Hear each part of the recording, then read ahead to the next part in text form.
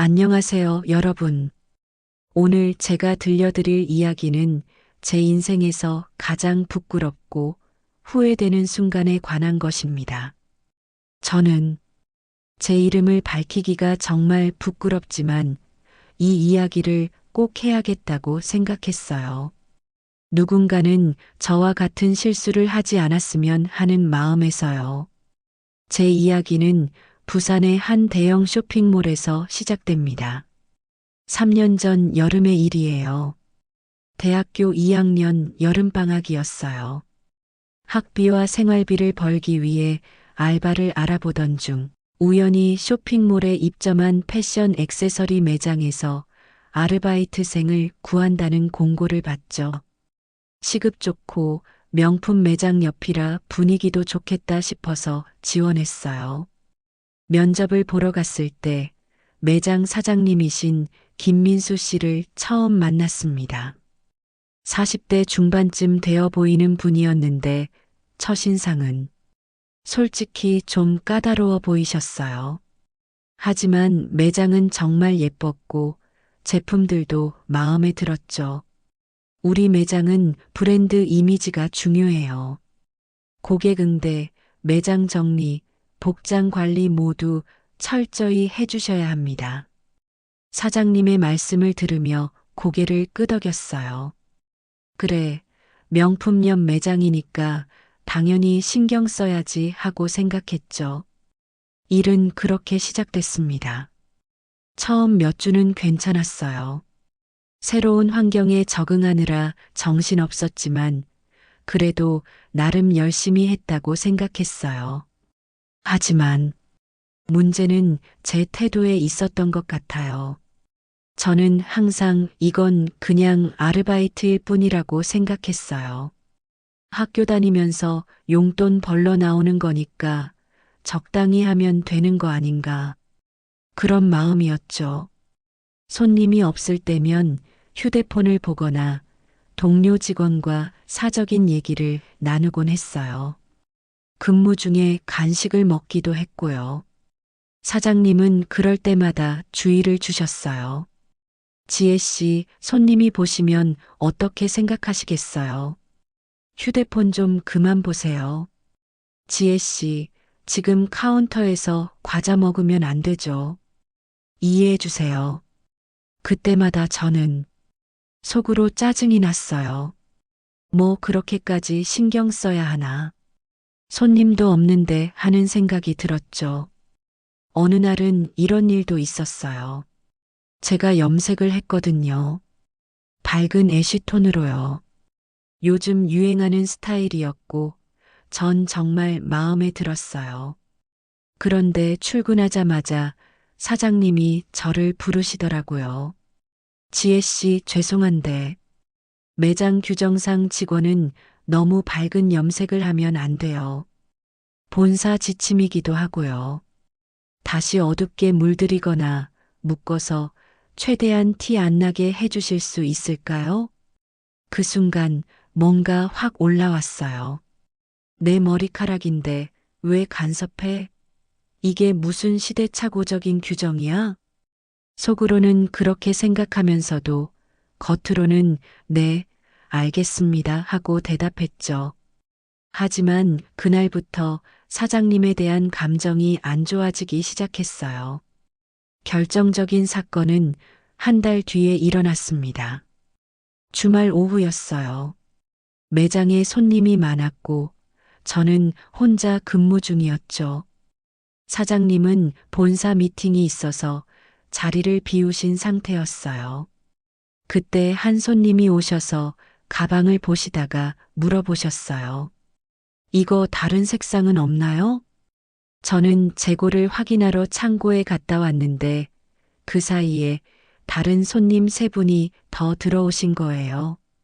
정신없이 응대하다 보니까 처음 오신 손님께 제대로 답변을 못 드린 채 다른 손님 응대를 하게 됐어요. 그 손님은 기다리시다가 그냥 나가셨고요.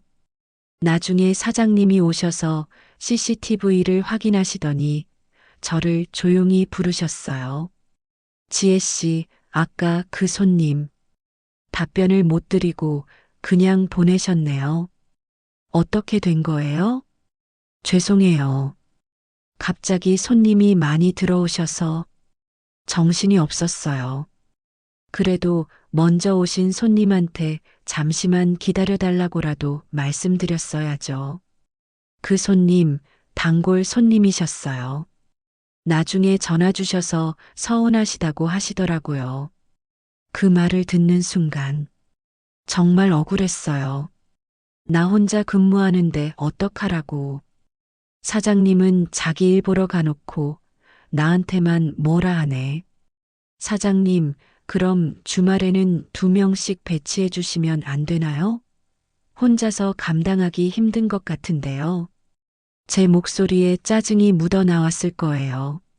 사장님 표정이 굳어지시더라고요. 지혜 씨, 지금 저한테 따지는 거예요? 인건비가 얼마나 부담인지 알아요? 그리고 다른 직원들은 혼자서도 잘하던데요. 아, 네, 죄송합니다. 저는 대충 대답하고 돌아섰어요. 하지만 속으로는 끓어오르고 있었죠. 그날 퇴근하면서 남자친구 준호에게 전화했어요. 오빠, 나 진짜 회사 그만둘까봐. 사장이 너무 심해. 하소연을 한참 했죠. 물론 제 입장에서만요. 제가 얼마나 억울했는지, 사장님이 얼마나 까다로운지만 늘어났어요. 준호는 제 편을 들어줬어요. 그래, 그럼 그만둬. 왜 거기서 스트레스 받아? 알바 자리야 얼마든지 있잖아. 그 말이 힘이 됐어요. 그래, 그만두자. 여기서 이렇게 당하고 있을 필요 없어. 다음날 출근해서 사장님께 말씀드렸어요. 사장님, 저 이번 달 말로 그만두려고요.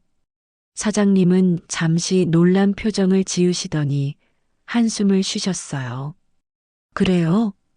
혹시 제가 너무 엄하게 했나요? 아니요, 개인 사정이 있어서요. 진짜 이유를 말할 용기가 없었어요. 알겠어요. 그럼 월말까지만 부탁드릴게요. 수고하셨어요, 지혜 씨. 그렇게 퇴사가 결정됐습니다. 하지만 제 마음속에는 여전히 응어리가 남아 있었어요. 그냥 이렇게 끝내기는 뭔가 억울한데. 마지막 출근일, 저는 사장님께 간단히 인사만 드리고 매장을 나왔어요. 집에 돌아와서도 기분이 안 좋았어요. 뭔가 제대로 한 방 먹였어야 했는데 그냥 쪼그라들고 나온 것 같아서 자존심이 상했죠. 그때 문득 떠오른 게 있었어요. 지난주 직원회의 때 사장님이 하신 말씀이었어요. 여러분, 우리 매장 고객 만족도가 정말 중요해요. 본사에서 계약 갱신할 때 가장 중요하게 보는 게 고객 불만 건수거든요. 불만이 3번 이상 들어오면 계약 갱신에서 불이익을 받을 수 있어요. 그러니까 항상 조심해 주세요. 그 말이 제 머릿속에서 맴돌았어요. 그리고 정말 최악의 생각이 스쳐 지나갔습니다. 내가 고객 불만 글을 올리면 사장님이 곤란해지겠네? 처음에는 그냥 생각만 했어요. 실제로 할 생각은 없었죠. 하지만 그날 밤 잠이 안 왔어요. 계속 그 생각만 났어요. 그리고 마침내 행동으로 옮기고 말았습니다. 쇼핑몰 고객센터 홈페이지에 접속했어요. 제 이름으로는 안 되니까 준호 이름을 빌렸죠. 준호야, 잠깐 내 이름이랑 핸드폰 번호만 빌려줄래? 쇼핑몰 적립 포인트 받으려고. 응, 괜찮아. 근데 뭐야? 아니야, 금방 끝나. 그렇게 준호 명의로 회원가입을 하고 글을 쓰기 시작했어요. 제목 오후매장 직원 응대 최악입니다. 오늘 오후 3시쯤 방문했는데 직원이 카운터에서 과자인지 뭔지를 먹으면서 손님을 쳐다만 보고 있더라고요. 제가 질문을 해도 대충대충 대답하고 불친절하기 짝이 없었습니다.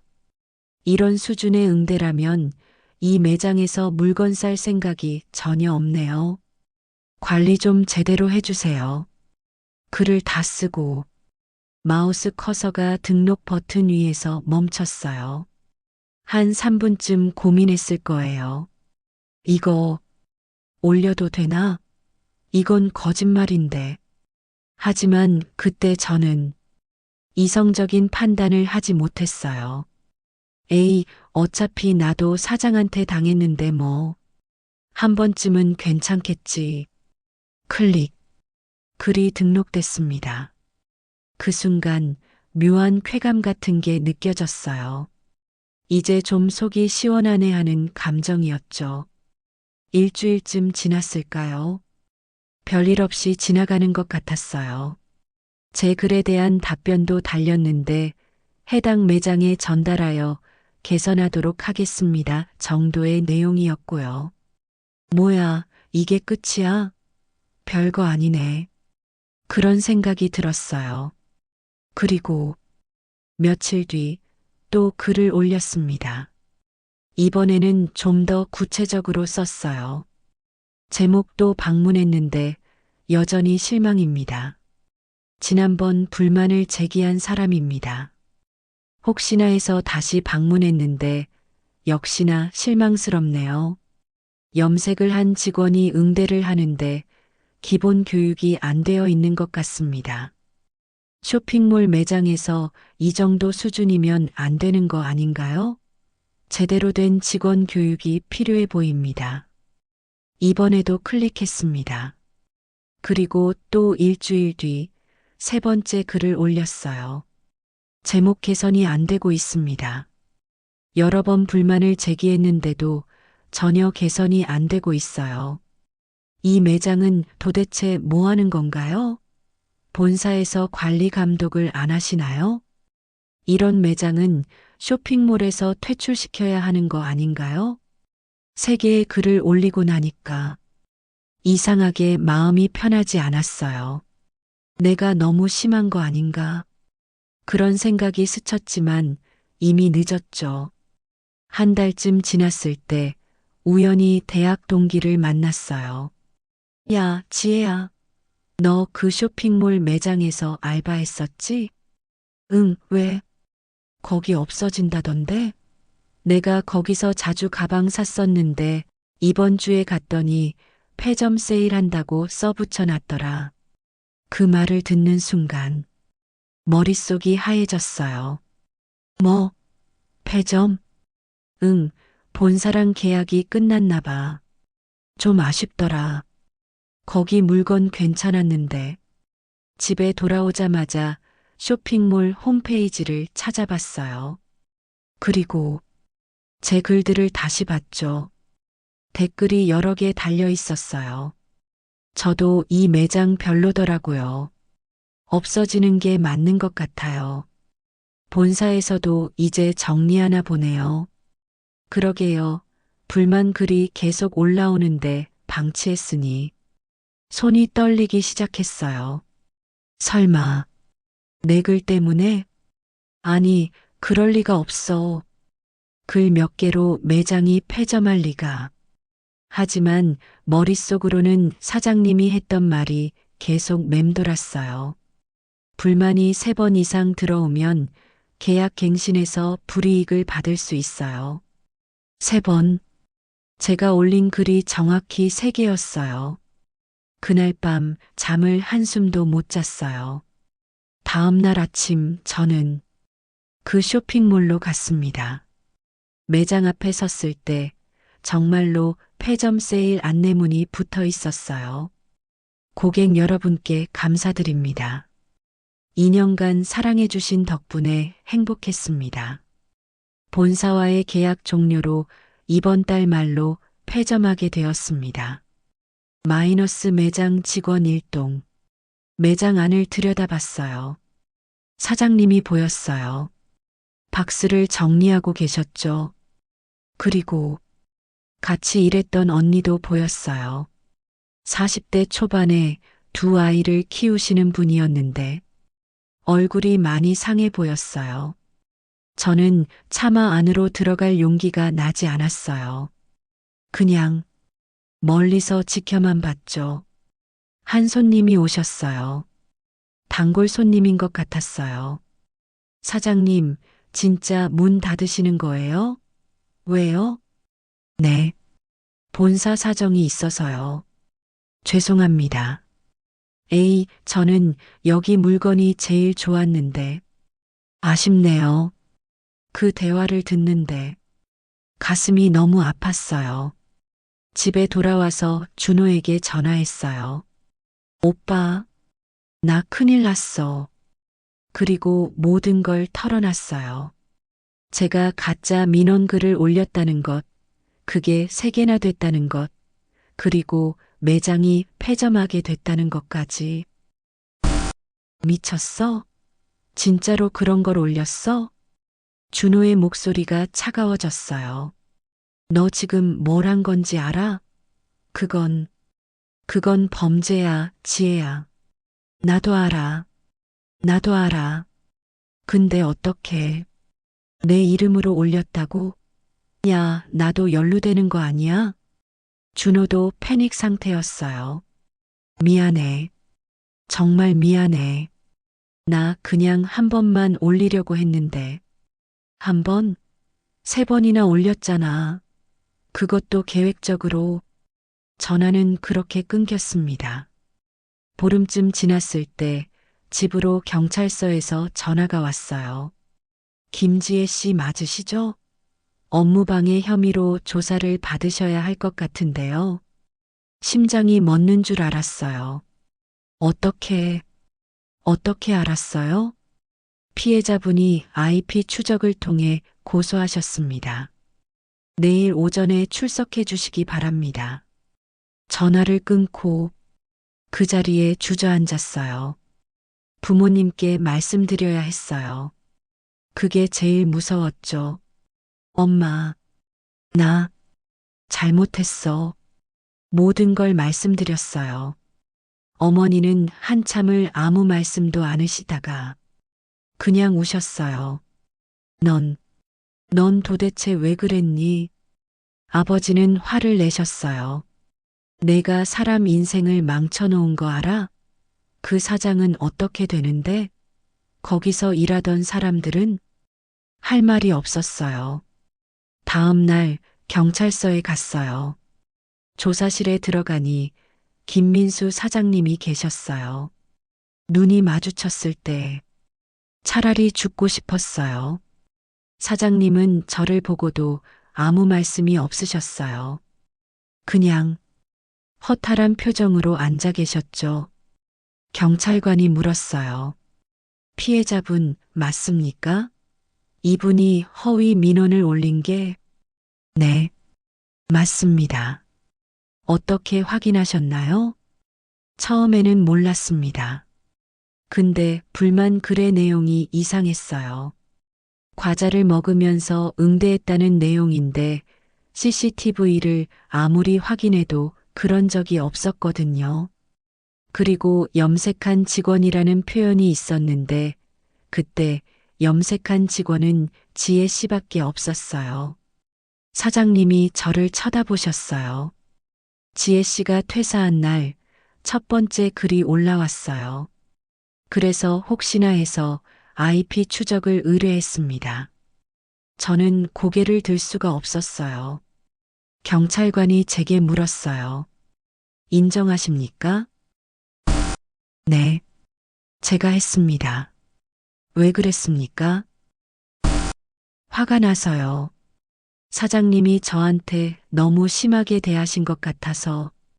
심하게요? 어떻게요? 업무 지적을 자주 하셨어요. 제가 실수한 것에 대해 계속 지적하시고 말하면서도 느껴졌어요.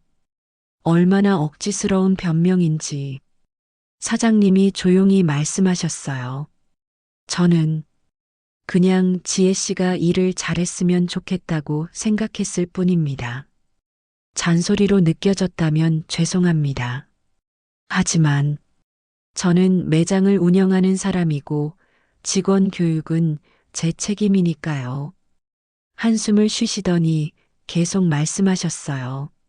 지혜 씨의 글 때문에 본사에서 계약 연장을 거절했습니다. 고객 불만이 3건 이상이면 자동으로 계약 검토 대상이 되거든요. 본사에서 CCTV를 요구했지만 이미 불신이 쌓인 상태였고 결국 계약을 끝내기로 했죠. 죄송합니다. 저만의 문제가 아닙니다. 거기서 일하던 직원 3명도 일자리를 잃었어요. 그중 한 분은 고등학생 2명을 키우는 싱글맘이었습니다. 그 말을 듣는 순간 눈물이 났어요. 그리고 제 개인 신용에도 문제가 생겼습니다. 보증금을 떼이고 남은 재고 처리 비용까지 하면 3년간 모은 돈이 다 날아갔어요. 정말 죄송합니다. 지금 와서 사과한다고 뭐가 달라집니까? 사장님의 목소리에 원망이 섞여 있었어요.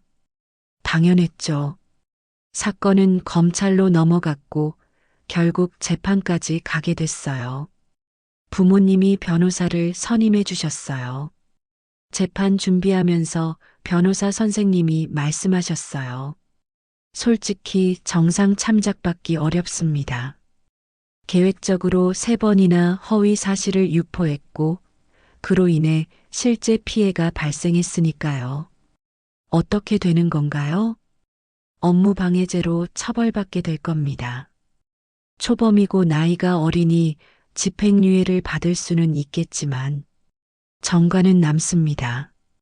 정과, 그 단어가 얼마나 무거운지 그때 처음 느꼈어요. 재판날이 왔습니다. 법정에 섰을 때 제 앞에 사장님이 계셨어요. 그리고 같이 일했던 직원 언니도 보였어요. 검사가 제 죄목을 낭독했어요. 피고인은 허위 사실을 유포하여 피해자의 영업을 방해했으며 그로 인해 피해자의 매장이 폐업하는 결과를 초래했습니다. 사장님이 증언대에 섰어요. 3년간 공들여 만든 매장이었습니다. 처음에는 적자였지만 천천히 단골 손님들이 생기고 매출도 늘어나고 이제 좀 안정되나 싶었는데 목이 메이는 것 같았어요. 지혜 씨를 채용한 것도 제 판단이었습니다. 젊은 친구가 열심히 해주면 좋겠다고 생각했죠. 제가 너무 엄격했던 걸까요? 그게 그렇게 원망스러웠던 걸까요? 죄송합니다. 제 가족은 지금 경제적으로 매우 어려운 상황입니다. 대출도 갚아야 하고 아이들 학비도 내야 하는데 일자리를 잃고 신용에 문제가 생기니 다시 시작하기도 어렵습니다. 재판장이 저를 쳐다봤어요. 피고인 할 말 있습니까? 저는 그냥 화가 나서 한 행동이었습니다. 이렇게 큰일이 될 줄은 몰랐어요. 정말 죄송합니다. 화가 났다는 게 변명이 될 수 있습니까?